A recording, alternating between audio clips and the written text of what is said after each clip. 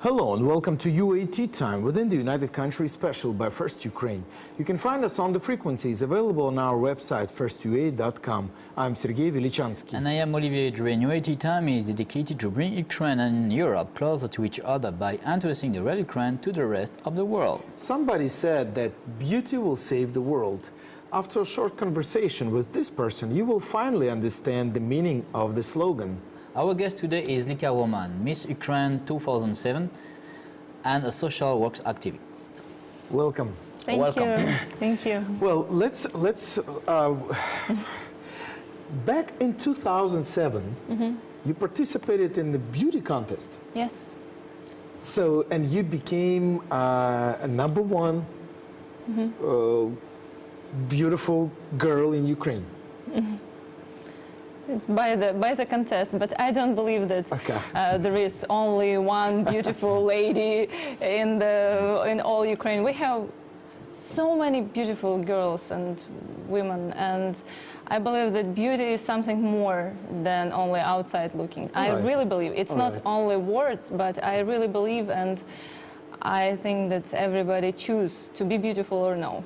Sure, sure. All right. Okay. Now, as usual, as traditionally speaking, all the misses of the countries, you know, in this case, Miss Ukraine 2007, you have been given responsibility to represent charity and good work, goodwill to the suffering part of nations.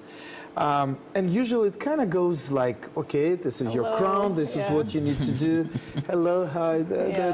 So, and honestly, at first that's what I thought, because I looked at your Wikipedia and it was basically, I think it was created for that date, for the Miss 2007, because all the things that took place, they were all around that 2007 year.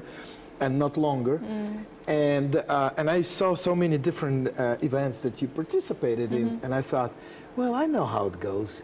You know, she gets the invitation, she comes. He said that to me. and I thought, okay, well, let's see, you know. But then I started going to your Twitter account and to your latest events, because after 2007, you've been so active in, you know, some of the videos and your interviews. And I thought, yeah, that's going to be a good time. What do you feel like? You were Miss Ukraine, and then after that, how did your life develop? Oh, I believe that really, like victory, God gave me victory, because it was I was this like just the girl from the small city from Uzhgorod, western part of Ukraine, and nobody knew about me before.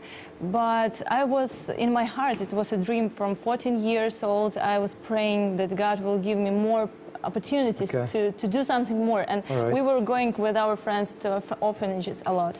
And even some girls, now they grew up and they are like, they have families, and we just become friends from the orphanage. And they were in our apartment, hang out, my mom cooking something after church, you know, and we were inviting them, and we were just friends. Nothing like, I will help them, I will do something good, but it was just my life.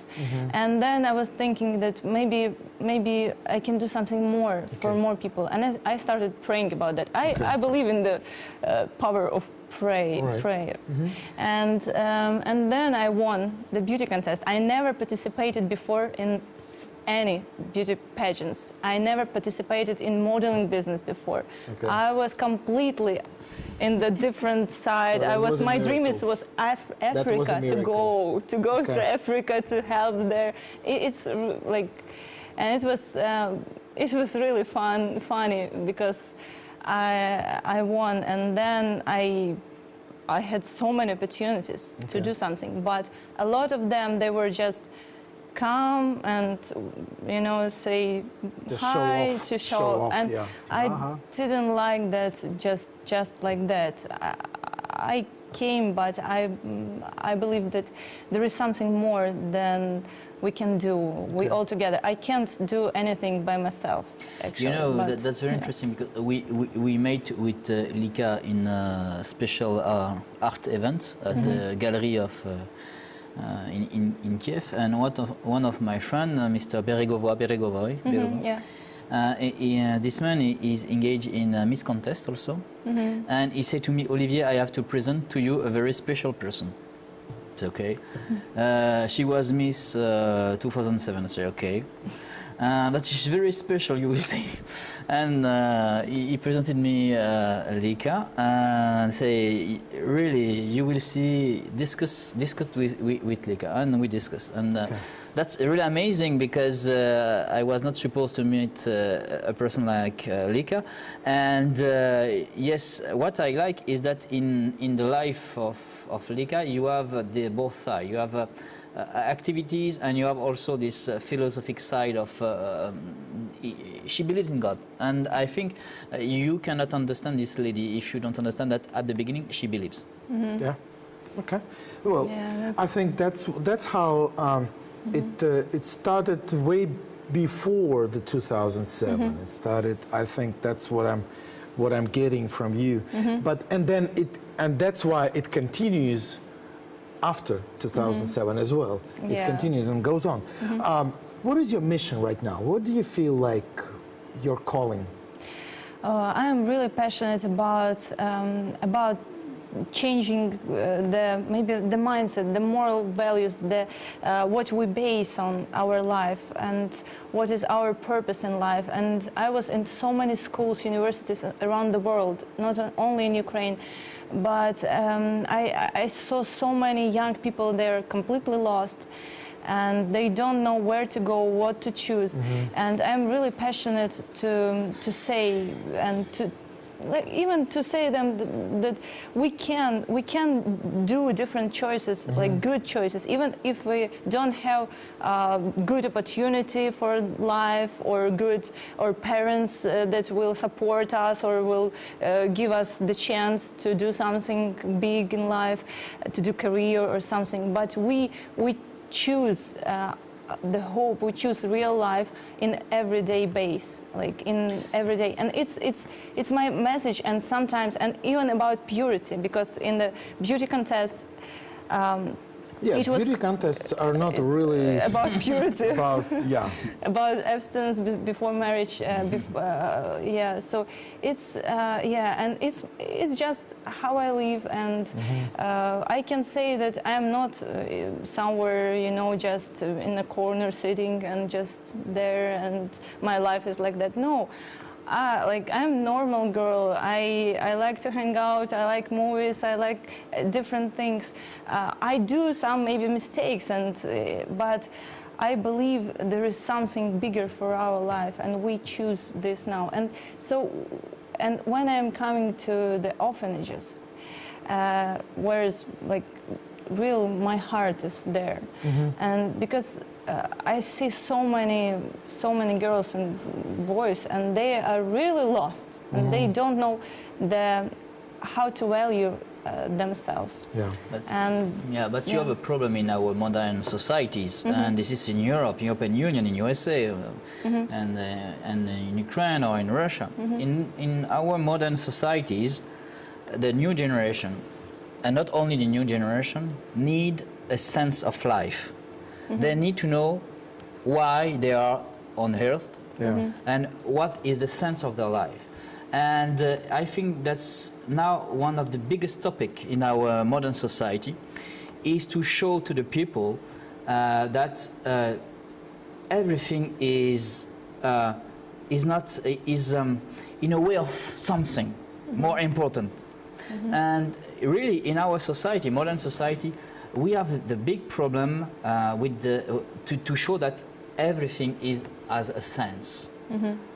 We are on the road, and that's very, very important. And sense is not the money. The money is not the sense of life. A lot of people, even in especially in the orphanages, they think that if I will be rich, I will be successful. I will be happy. And it's not only mindset in the orphanages actually. But you know that honest. you can write in the gospel that you cannot serve God and money. Yeah. This is right, you know. Yeah. And you know, our society of consumption. In our society of consumption, you are what you have. If you have a car, a big house, you are important, you know. And that's a big mistake, because we have a lot of person on earth who are like, you know, I remember Sister Emmanuel, or some great priest. They have nothing, but when you see them, they say, okay, they have everything. Yeah. And I think we have to come back to these basic values. And I think even in Ukraine, what we have now in our like economical, political crisis maybe, or even opportunities, new opportunities that Ukraine received, it's but everything will start not from the reformation of politics or economic or some other sphere, even social sphere, but from our heart, from reformation of our heart and what we believe and what we choose, because people even in everyday life choose to break the rules, break the like some things like laws. And when I'm talking with them, it's just like, you are talking about some politicians, but you are here and you are choosing, you choose our country, what we are, when where we will be. Yeah. But it's very interesting what you put on your website when you, this sentence of Roosevelt. Say that you can give education, but if you don't give values, the man will not be good for the society. Well, will be really dangerous for the society. Dangerous for the society. Yeah. And I think for education, and not only in Ukraine, but in all Europe, we have to come back to this basic. Yeah. well, but what I want us to do right now is to come back to the orphanages, and because it's like this, we know that the real values usually are given to children in the families, right?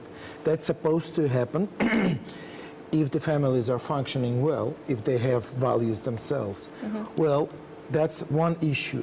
But right now I want us to talk about the children that don't have families. In Ukraine, over 92,000 children are in orphanages.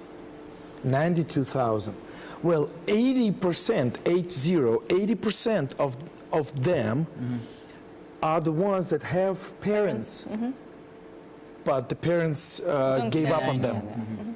So now we're talking about some, you know, government state structure that supposedly gives values to these children.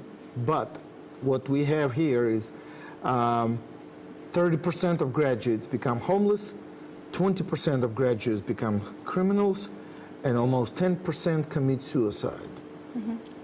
What can be done? You know, That's a big question. Yeah, it's a really big question, and even after Second World War, it was not so many children in orphanages like now. It's really like, and it's growing. And what we can do, and it's, I think, it's my opinion, I don't know, maybe you think differently, but it's three ways. It's adoption, first, the best one. But from the, it's like 90% of adoption like is under the 1 year old, and then when child grows, it's less and less and less opportunity for the child to be adopted, and it's a really big problem because a lot of them, they're even in the process, like they have parents but they can't be adopted. Because they have parents, but Well, they're alone. In Ukraine, the law forbids foreigners to adopt Ukrainian children younger than 5 years old. Okay, so the foreigners adopt children from 5 to 17, and well, less than 5 years old, unless the child is with some sort of disease. Yes, then they allow foreigners to adopt. So what we have, the situation is that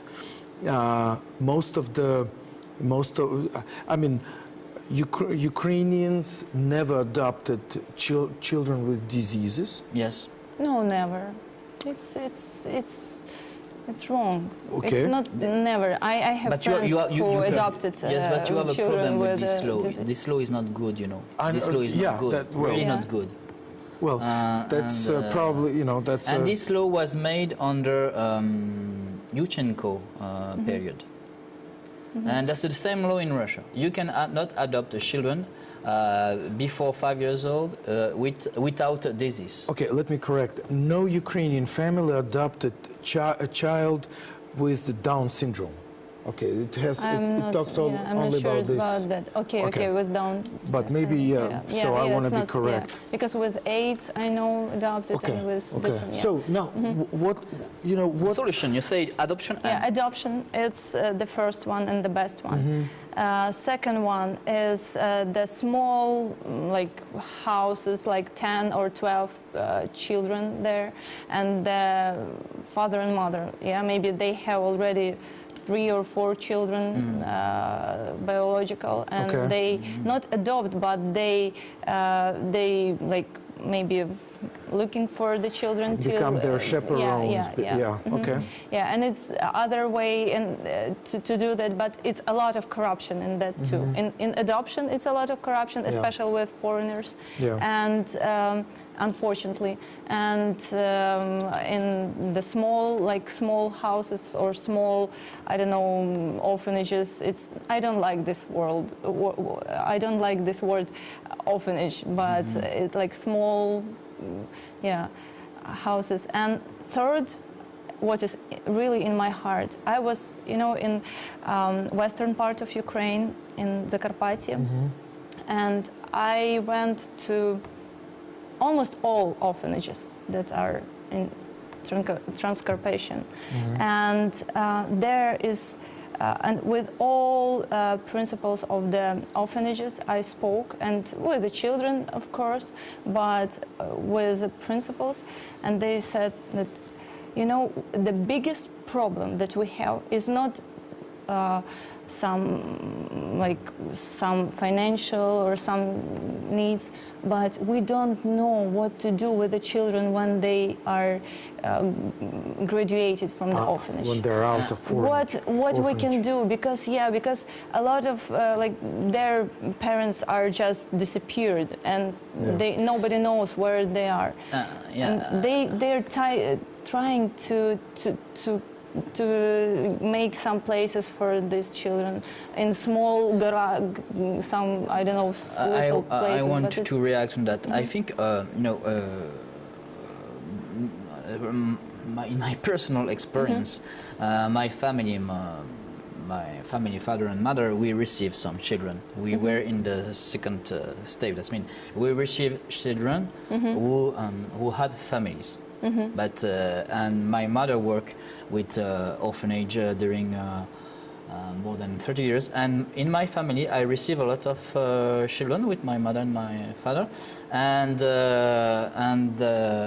that's great because you share a lot of emotion, and I have some brothers now, a lot all around France, but I think it's a good way. But for me, on the third way is patronage. We talked about that. Why we cannot take under patronage some children to help them to go to university, to have education? That will be great because, for example, I propose to have patronage because I cannot adopt because I am not still married, but I want to help. And I know that can be great if we can take a children, give money per month, and help her or help him to go to university, to find a job, and it's really great. It's patronage is really great solution, but there is one moment, because it's not only to go to university, but sometimes, in the most of the times, these children that graduated orphanage, they don't even know how to make the tea. How to, yeah, they don't know, they think that tea is making, I don't know, some other ways, not like how to prepare tea. And they have like how to spend money. Not even wisely, but how to buy something to go and to buy and to how to manage their life. Yeah. And it's we're talking big, about even yeah. basic skills, Yeah, basic, really basic skills and skills. basic social And skills. on the distance, it's really hard. Patronage is really good, but sometimes it's hard to help them on a distance. So what I was thinking, and in my heart, is maybe like the easiest way is to rent or to buy apartment, to like, for example, one woman or the family can live there and bring their 5, for example, teenagers from orphanage, like graduated already, and they can live there for 1 year, and they can become like more I don't know, learning how to cook, learning, and to go to university to help them, and to help them manage everything like in their questions inside of them, and help them to, I don't know, to But to the question them. is, aren't teenagers, graduates, aren't they too old for basic skills? What I'm saying is, They are. isn't that too late to start working Never too with late. them? But No, yeah.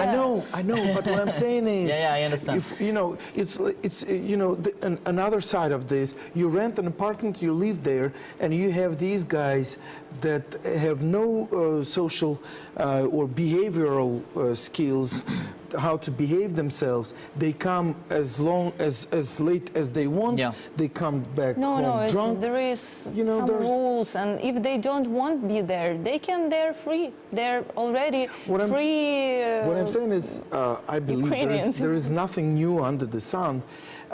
It's just that sometimes the best adoption of a lot of practices that there are. You know, there are shelters in the States. There are. I know of a lot of attempts like this, even back 10 years ago in Ukraine. People were, trying to implement things like this. So what I'm saying is that it's good to probably call conferences, roundtables, and really try to find Yeah, people and we're doing who that. have got the experience and good and bad sides. You Yeah, know? we Okay. have examples already of these apartments, or it's like called shelters in Zhytomyr. There is one, and we have different, but it's not it's my friends or some NGOs, like friendly NGOs, and it really helps. And even in my life, I was teenager, and I was learning hairdressing before the contest, Yeah. and then I had a friend, and she was from the orphanage, and she was learning hairdressing, Yeah. and I gave her just my, I don't know, this all things for hairdressing, and taught her a little bit, and it was like patronage, but it helped her. Sure. And it was like it really changed her. And now she has a really good family and NGO, and she helps. Now we have 1 minute girl. left, Okay. so I want you to express what are your plans and how people can, help in a systematic way. Because yes, we all can help one person. That's one, but we're talking about, is there a systematic a system of help that could be provided?